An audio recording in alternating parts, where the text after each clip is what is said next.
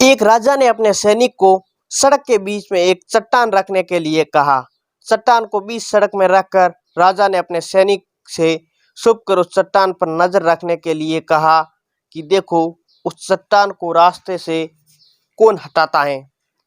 लोग उस जगह पर आते जाते रहते, लेकिन किसी ने भी उस चट्टान को रास्ते से हटाने की कोशिश नहीं की। उस चट्टान के पास से लोगों के गुजरने वाला में राजा में कुछ करीबी लोग और शहर के बड़े व्यापारी शामिल थे, और उनमें से कुछ लोग तो राजा को ही कोसने लगते कि क्या राजा की इस चट्टान को भी रास्ते से नहीं हटवा सकता। लेकिन किसी ने उस चट्टान को रास्ते से हटाने का प्रयास नहीं किया।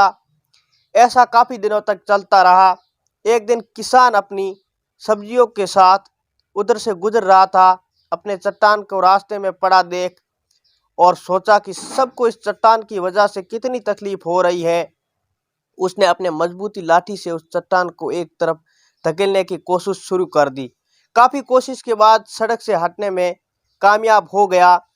चट्टान रास्ते से हटने के बाद किसान अपनी सब्जियों को उठाकर जाने ही वाला था कि अचानक उसकी नजर एक पोटली पर गई, जो ठीक उसी जगह पर पड़ी थी जहां से उसने वह चट्टान हटाई थी।